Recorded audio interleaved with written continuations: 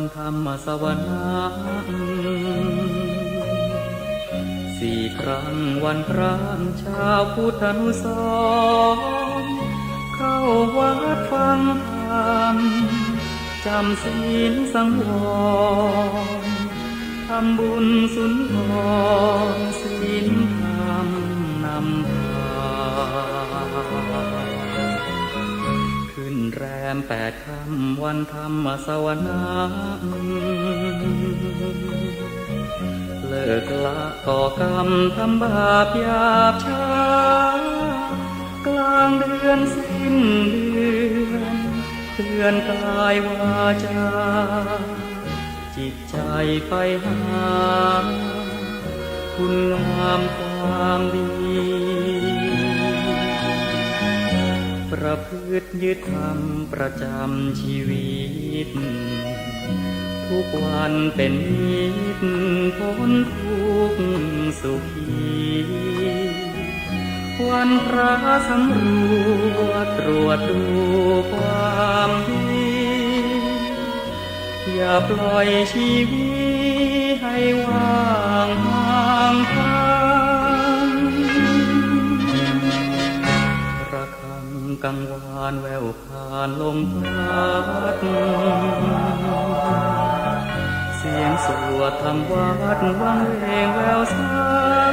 ำเสียงพระพร่ำแจ้งแสดงพระธรรมเอกลักษณ์เลิศล้ำประจำชาติไทย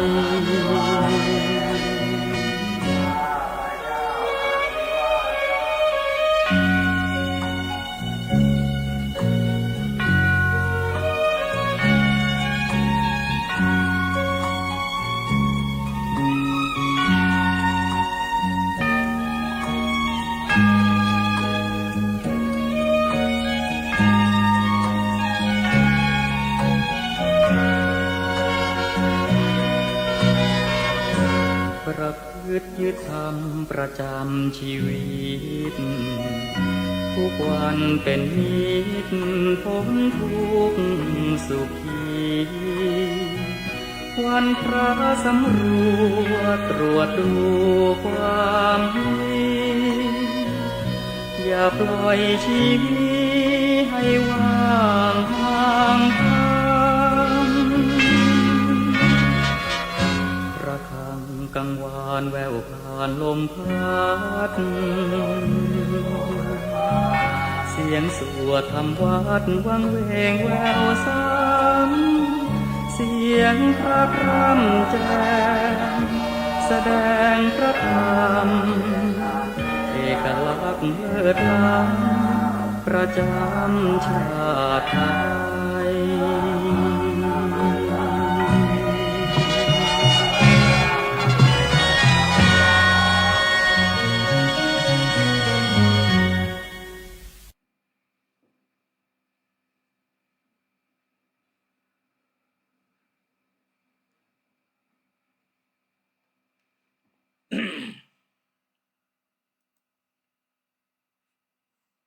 เจริญพรท่านสาธุชนทั้งหลายรายการธรรมทานจากวัดพุทธปัญญาเมืองโพโมนารัฐแคลิฟอร์เนียประเทศสหรัฐอเมริกามาพบกับท่านผู้ฟังท่านผู้ชมในวันที่31 สิงหาคมพุทธศักราช 2568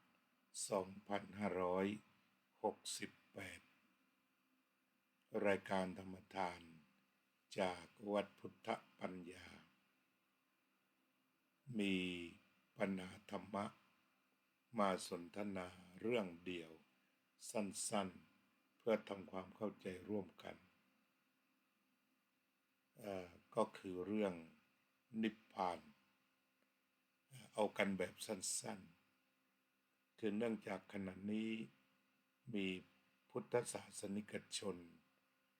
และศาสนิกของศาสนาอื่นได้พูดถึงนิพพานแบบผิดๆเช่นพูดว่าถ้าบรรลุนิพพานแล้วก็จะมีสภาพ เหมือนเจ้าชายนิทรา มีสภาพเหมือนผักมีสภาพนิ่งเงี่ยวไร้ความรู้สึกใดๆหมดความรับผิดชอบชั่วดีอะไรไปอย่างนั้นนี่ก็เป็นความเข้าใจผิดที่มาพูดกันอยู่แต่ในความเป็นจริงแล้วพระพุทธเจ้าพระองค์ทรงเข้าถึงนิพพานแปลว่าดับกิเลสไม่เหลือนิพพานก็คือดับตัณหาหมดสิ้นไม่มีเหลืออาจจะเรียกว่านิโรธะนั่นก็ได้เป็นหนึ่งในอริยสัจที่พระองค์บรรลุถึงอริยสัจทั้งสี่แล้วก็บรรลุถึงนิโรธะนิโรธะซึ่งแปลว่าความสิ้นไปแห่งตัณหานิโรธะตัวนี้นี่เองก็คือความจางความคลายไปความสิ้นอาสวะและเรียกว่านิพพานสั้นๆก็คือความสิ้นตัณหาทีนี้เมื่อเกิดความสิ้นตัณหาแล้วมันจะซึมเศร้าเป็นเจ้าชายนิทรามีชีวิตอยู่อย่างผักดังที่บางคนเข้าใจแล้วก็บอกว่าไม่ไปนิพพานดีกว่าอยู่โลกมนุษย์ดื่มกินอะไรไปต่างๆในความจริงแล้วเรื่องของนิพพานคือวิวัฒนาการทางจิตจนกระทั่งนำจิตของตนเป็นอิสรภาพจากตัณหาในที่นี้พูดประเด็นเดียวที่พระพุทธเจ้าตรัสว่าสิ้นตัณหาเรียกว่านิพพานที่นี่เมื่อพระพุทธเจ้าตรัสรู้เสร็จแล้วเนี่ยว่าตามตารางการทำงานตั้งแต่ตื่นแต่เช้าพระองค์ก็ทรงใช้ข่ายคือประยานมองไปว่าวันนี้จะสอนใครบ้างก็ตื่นกว่าคนทั่วๆไปซะอีกแล้วต่อจากนั้นก็เสด็จออกไปบิณฑบาตคือก็ไปโปรดสัตว์โปรดสัตว์ก็คือไปแสดงธรรมด้วยนี่ก็ยังมีงานอยู่ไม่ได้หมายความว่าตั้งแต่บรรลุนิพพานคือสิ้นกิเลสแล้วจะอยู่นิ่งภาคบ่ายก็มาสอนพระภิกษุตอนเย็นก็สอนประชาชน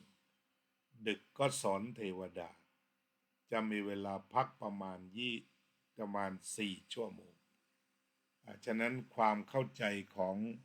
ศาสนิกทั้งเป็นพุทธและเป็นคริสต์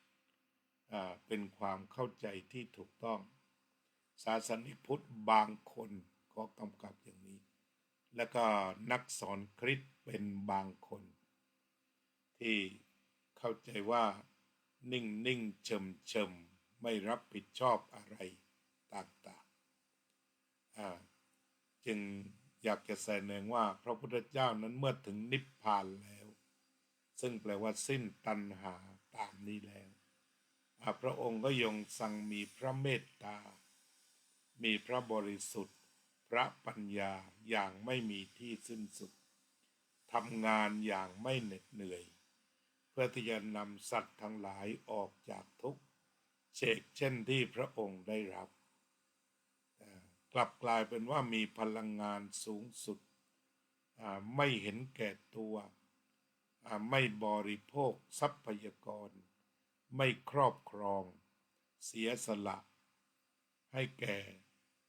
บุคคลอื่นเป็นจำนวนมากหรือว่าอยู่ใกล้ชิดเป็นเกลอเป็นหนึ่งเดียวกับธรรมชาติแล้วก็บำเพ็ญประโยชน์สูงสุดทั้งแก่ตนเองแก่ประชาชนและแก่โลกคือไม่เบียดเบียนโลกอีกแล้วบริโภคน้อยการบริโภคน้อยในวิถีชีวิตทำให้เกิดการไม่เบียดเบียนโลกใดๆจึงไม่เบียดเบียนตนเองไม่เบียดเบียนผู้อื่นไม่เบียดเบียนโลกที่อาศัยนี่คือท่านผู้เข้าถึงนิพพานทีนี้มาโพสต์ไปแล้วเมื่อวานนี้ที่เรียกว่าสิ้นตัณหาเรียกว่านิพพานก็มีผู้ถามว่าอยากไปนิพพานเป็นปัญหาเป็นตัณหาหรือไม่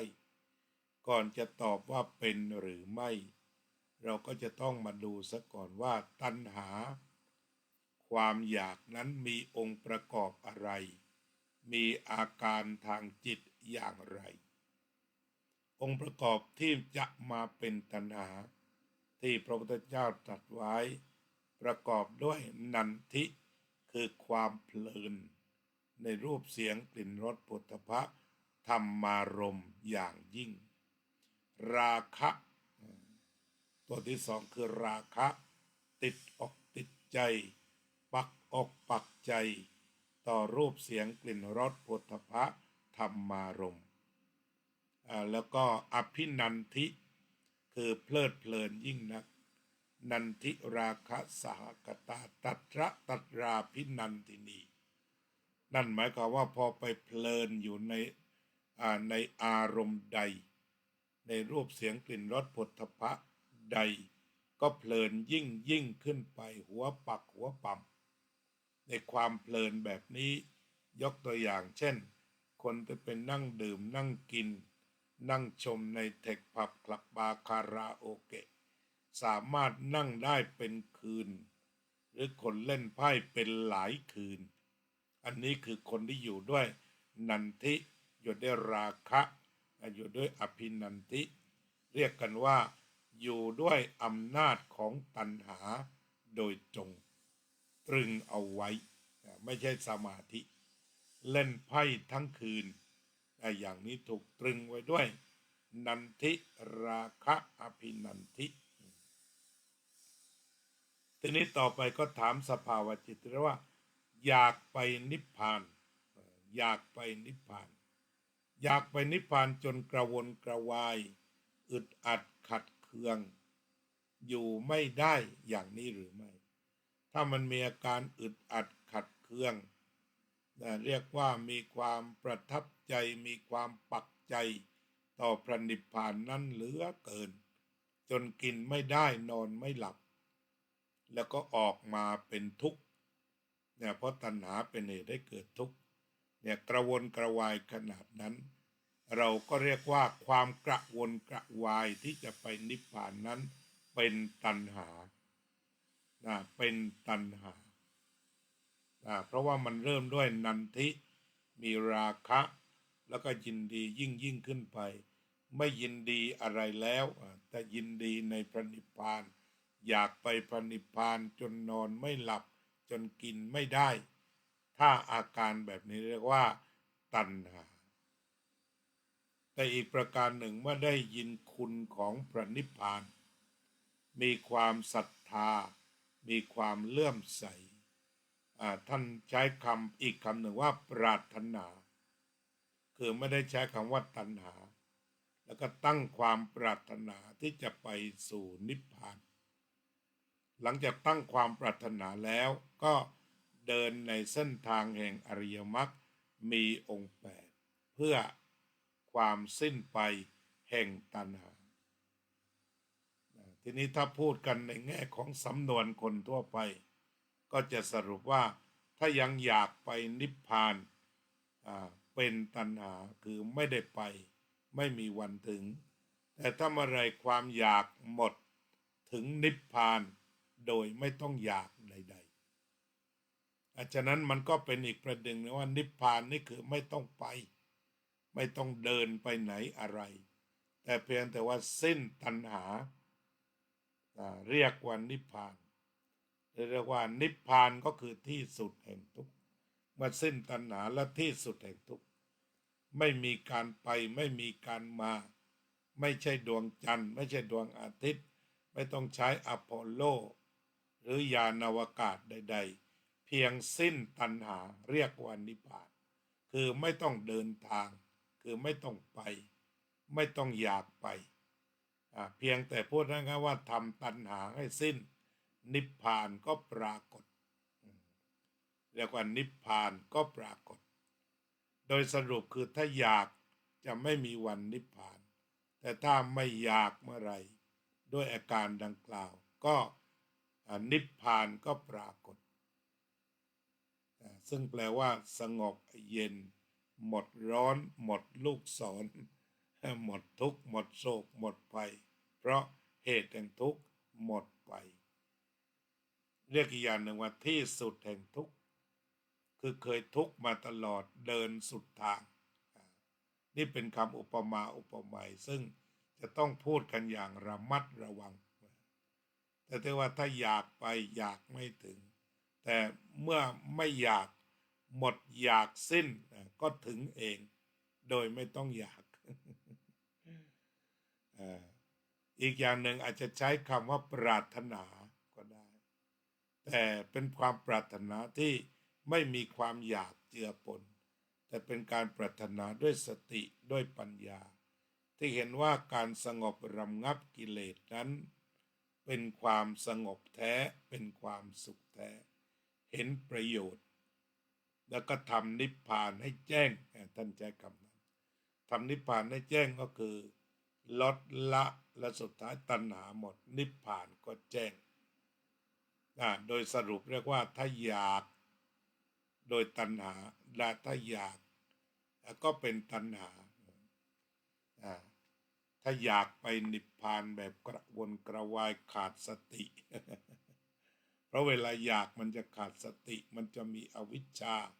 มันมีตัณหามันมีอุปาทานถ้าเป็นอย่างนี้นี่ไม่พบนิพพานไม่ถึงนิพพานแต่ถ้าเมื่อไรหมดอวิชชาหมดตัณหาหมดอุปาทานไปทั้งยวงนิพพานปรากฏเอาละนะก็คงจะตอบปัญหาผู้ถามเพียงแค่นี้บัดนี้ก็เจริญสมาธิภาวนากันนิดนึง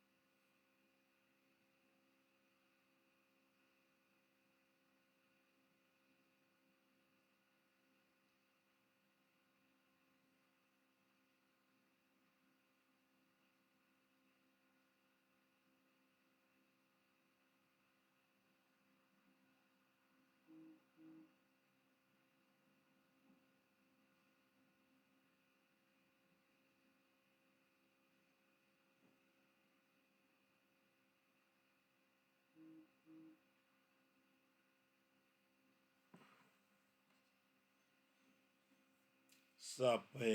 สัตตาสัตว์ทั้งหลายที่เป็นเพื่อนทุกข์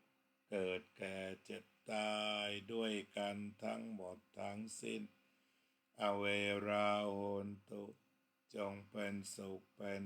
เถิดอย่าได้มีเวรแก่กันและกันเลยอัพพยาปัชชาโหนตุจงเป็นสุขเถิดอย่าได้พยาบาทเบียดเบียนซึ่งกันและกันเลยอนีฆาโหนตุจงเป็นสุขเถิดอย่าได้มีความทุกข์กายทุกข์ใจเลยสุขีอัตตานังปริหารันตุจงมีความสุขกายสุขใจรักษาตนให้พ้นจากทุกข์ภัยทั้งสิ้นเทินอภิวาทนาสีลิสะนิจจังวุธาปัจจายโนจัตตารโอธรรมาวัฏันติอายุวันโนสุขังพลังนี่ก็สนทนากันในประเด็นนี้สั้นๆทำความเข้าใจกันสั้นๆหากมีใครเพิ่มประเด็นอนาคตเราก็คุยกันได้อีกแต่ว่าตอนนี้มีทั้งคริสต์บางคนพุทธบางคนพูดถึงพระนิพพานในเชิงเยาะเย้ยถากถางหรือว่าด้อยค่าตามภูมิปัญญาของตนที่เราเรียกกันว่า เอาหางกระต่ายไปวัดความลึกล้ำของมหาสมุทรเป็นการชักจูงให้คนเกลียดพระนิพพานเกลียดศาสนาเกลียดคนที่เข้าถึงนิพพานด้วยโยมเพ็ญศรีภักดีไทย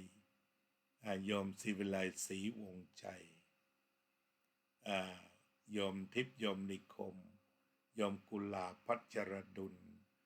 โยมรัตตินันจวรโรธโยมหญิงปัญญาโยมอุบลอินทวงศ์พระครูโชติธรรมบัณฑิตคุณพรทิพย์เถาเจริญพรท่านอาจารย์สาธิตธีระปัญโยโยมหญิงคณิตจากสวิตเซอร์แลนด์เจริญพรโยมสุพนิกาฉายาลักษณ์โยมพะเยาเจนพนัสสุขสันต์วันเกิดโยมพะเยาวันนี้ก็เป็นวันเกิดของโยมพะเยาท่านผู้ใดจะอวยพรวันเกิดก็เปิดหน้าคอมเมนต์ของรายการนี้เขียนฝากกันเอาไว้ได้โยมโซเฟียสุภาพรโยมทิติมาโยมรัตโยมตุกรัชดาพรโยมเป็นศรีเขตไทยโยมเคนธนาโยมสุนิตวงสุเทพโยมกัลยาว่องทิพย์คงคาโยมโจโยมน้อยพรหมประเสริฐโยมอุบลอินทวงศ์โยมศิวิไลศรีวงใจก็เป็นนั้นว่าทักทายครบถ้วนทุกท่านวันนี้ก็พูดสั้นๆเป็นประเด็นได้ไปทบทวนไม่สับสนแล้วก็อาจจะนำเอาความรู้เรื่องนิพพานมาคุยกันไปเพื่อการทำความเข้าใจทีละเล็กทีละน้อยเจริญพรท่านผู้ใดจะเขียนอวยพรวันเกิดคุณโยมพะเยาเช่นโยมกัลยาว่องทิพย์คงคาสุขสันต์วันเกิดนะน้องพะเยาค่ะอันนี้พี่สาวมาแล้วโยมเพ็ญชายซีโรรสเจริญพรคุณโยมป้าแอขอบคุณและยินดีที่คุณโยมป้าเข้ามาฟังรายการโยมบัวผันฮอลเจริญพร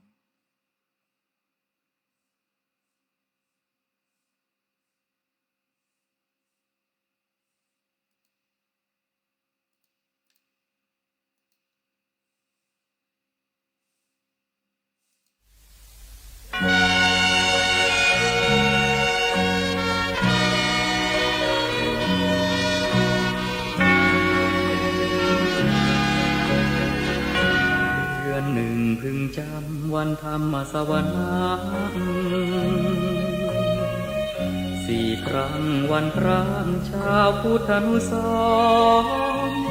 เข้าวัดฟังธรรมจำศีลสังวรทำบุญสุนทรศีลธรรมนำพาขึ้นแรม8 ค่ำวันธรรมสวนา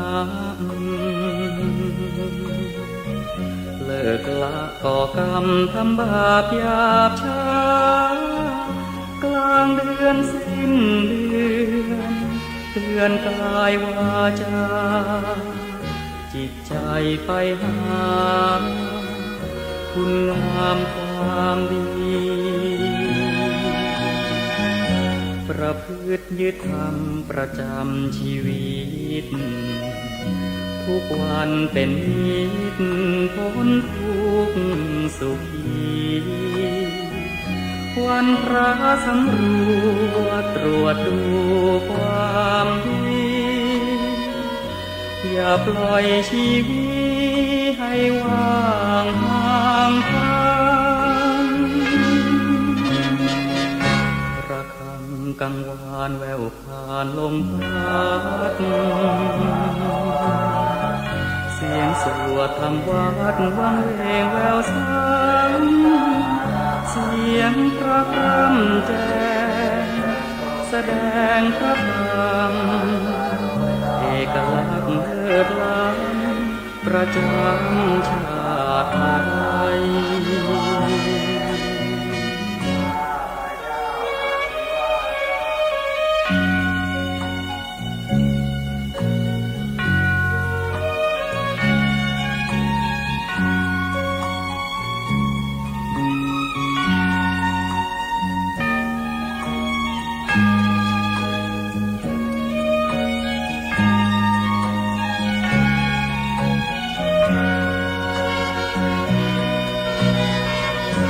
ประพฤติยึดธรรมประจำชีวิตทุกวันเป็นนิจพ้นทุกข์สุขี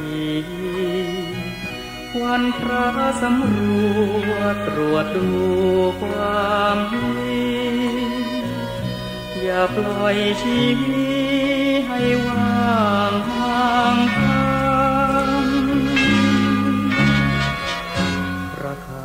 กังวานแววผ่านลมพัดเสียงสวดทำวัดวังเวงแววซ้ำเสียงพระพร่ำแจ้